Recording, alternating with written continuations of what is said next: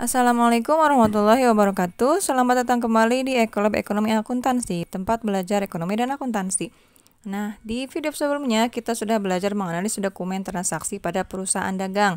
Nah, langkah selanjutnya setelah menganalisis dokumen transaksi adalah membuat jurnal. Ya, jadi jurnal itu adalah catatan pertama dalam proses siklus akuntansi. Nah, penjurnalan dalam perusahaan dagang ini sedikit berbeda dengan penjurnalan pada perusahaan jasa. Nah, letak perbedaannya itu adalah bahwa kalau di perusahaan jasa, jurnalnya itu ada satu, hanya jurnal umum. Sedangkan di perusahaan dagang, jurnalnya itu banyak. Ya, setidaknya ada 5 jurnal khusus, namanya special jurnal. Nah, penggunaan jurnal khusus ini dikarenakan apa? Dikarenakan banyaknya transaksi yang dilakukan dalam perusahaan dagang. Jurnal khusus pada perusahaan dagang ini setidaknya ada 5 jenis. Yang pertama ada jurnal pembelian, jurnal penjualan, jurnal penerimaan kas, jurnal pengeluaran kas, dan jurnal memorial. Tapi sebelum kita melakukan pencatatan dalam jurnal khusus, terlebih dahulu kita akan mempelajari dulu tentang akun-akun apa saja yang dilakukan dalam perusahaan dagang, ya, sebagai dasar untuk pencatatan kita ke jurnal khusus. Yang pertama mengenai pengodean, ya, pengodean akun. Sama seperti dalam perusahaan jasa, akun-akun dalam perusahaan dagang juga harus diberi kode, ya, atau nomor. Nah, fungsinya adalah sebagai identitas dari akun tersebut, ya. Kode ini terdiri dari beberapa jenis, ada yang numerik, desimal, mnemonik, ya, serta kombinasi huruf dan angka. Nah, kita lihat di sini pada umumnya jenis akun yang ada pada perusahaan dagang itu sama seperti halnya pada akuntansi jasa, ya. Jadi ada 5 kelompok besar akun pada perusahaan jasa maupun pada perusahaan dagang. Kelima kelompok akun tersebut ada yang pertama ada aset atau harta, kemudian ada liabilitas atau utang, ada ekuitas atau modal, ada pendapatan dan juga ada beban.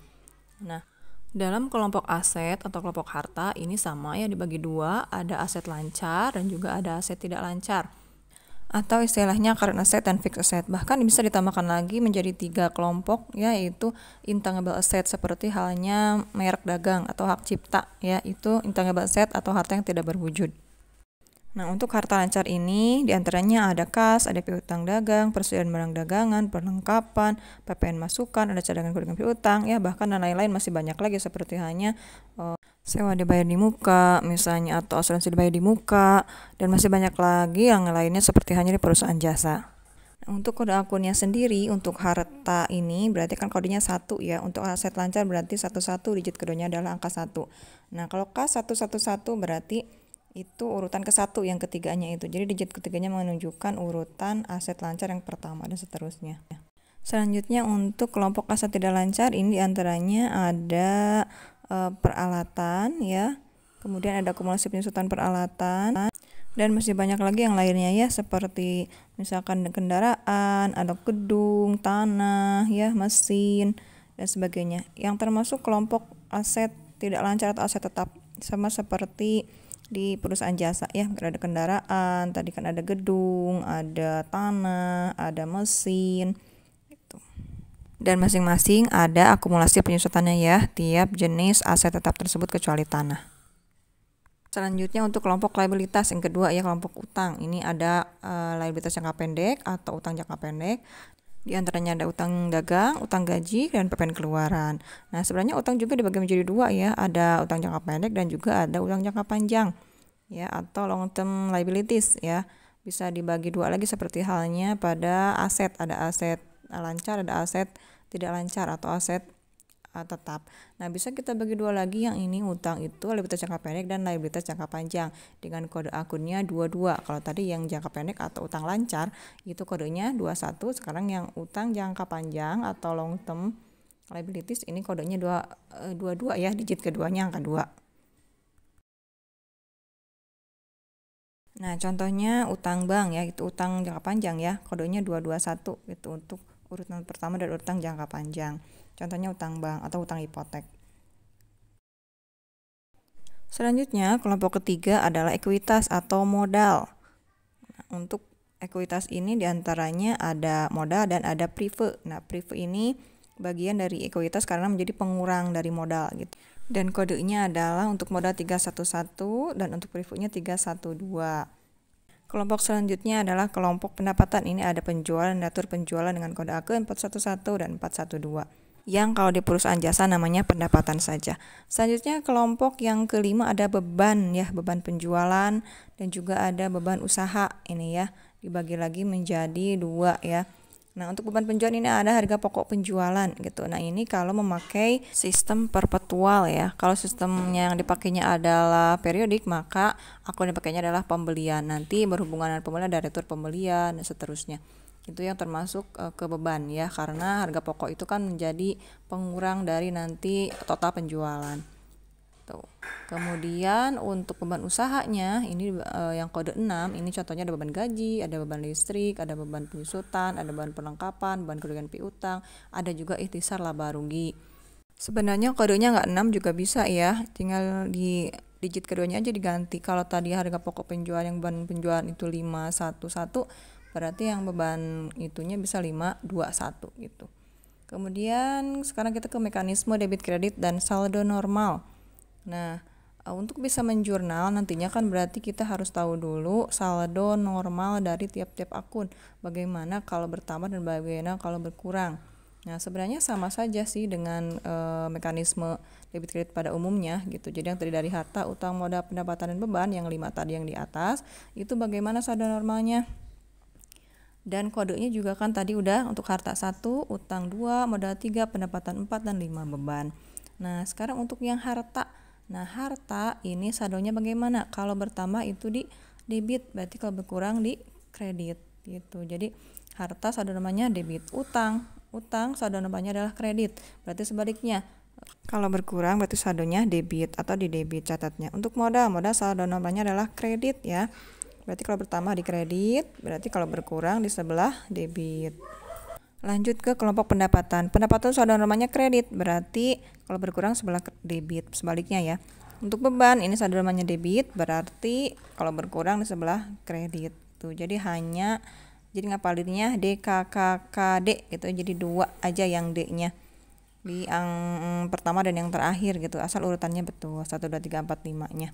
Gitu. Nah, ini harus dikuasai ya, sama sih sebenarnya dengan yang jasa. Nah, coba kita langsung analisis nih mekanisme debit kreditnya untuk akun-akun berikut ini. Akun-akun ini ada 14 akun, coba kita analisis saldo normalnya apa, kemudian kalau bertambah di mana, berkurang di mana ya. Sekarang untuk peralatan. Nah, peralatan ini adalah kelompok harta ya. Harta itu saldo normalnya kan debit seperti yang di atas tadi ya. Nah, berarti kalau bertambah ya di debit, berkurang sebelah kredit. Piutang dagang. Sekarang piutang dagang ini juga termasuk kelompok harta. Harta saldo namanya tetap sama, berarti debit. Sama dengan yang peralatan, berarti bertambah di debit, berkurang di sebelah kredit. Selanjutnya penjualan. Nah, penjualan ini berarti kan sama dengan pendapatan ya. Saldo normanya berarti apa? Saldo normanya adalah kredit. Gitu ya, termasuk pendapatan. Tapi namanya jadi penjualan kalau di perusahaan dagang. Nah, seperti yang di atas tuh, yang pendapatan. Itu saldo normanya kan kredit. Berarti saldo normanya adalah kredit.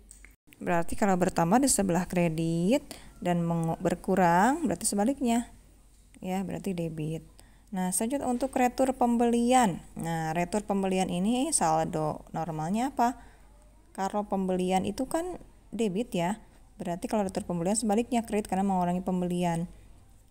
Berarti saldo normal untuk retur pembelian adalah kredit. Nah, berarti bertambah di sebelah kredit, berkurang sebaliknya berada di debit. Sekarang potongan pembelian juga sama ya, posisinya seperti retur pembelian. Jadi saldo namanya adalah kredit. Maka perubahannya jika bertambah di sebelah kredit dan jika berkurang di sebelah debit. Selanjutnya akumulasi penyusutan peralatan.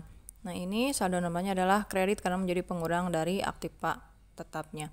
Penambahan di sebelah kredit dan sebaliknya berkurang sebelah debit.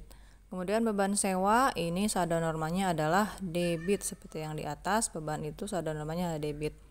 Jadi jika bertambah berada di debit dan berkurang sebelah kredit. Selanjutnya untuk pembelian. Nah, pembelian ini saldo normalnya adalah di debit. Nah, berarti kalau bertambah sebelah debit, berkurang sebelah kredit. Untuk retur penjualan, nah ini berarti saldo normalnya adalah debit. Ya, kenapa debit? Karena penjualan ya, penjualan itu kan saldo normalnya adalah kredit. Nah, sedangkan retur penjualan adalah pengurang dari penjualan itu sendiri. Berarti ya sebaliknya. Jadi retur penjualan adalah debit. Maka kalau bertambah debit dan sebaliknya kalau berkurang sebelah kredit. Kemudian prive. Ya, prive ini saldo normalnya adalah di debit. Kenapa debit? Karena prive ini akan mengurangi modal. Nah, modal itu sendiri kan saldo normalnya adalah kredit.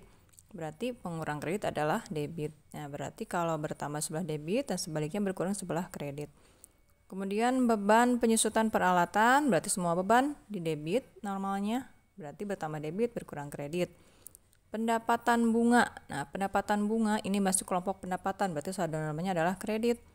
Nah, tinggal ditambahkan saja kalau bertambah di kredit dan berkurang sebelah debit. Kendaraan adalah kelompok harta atau aktiva.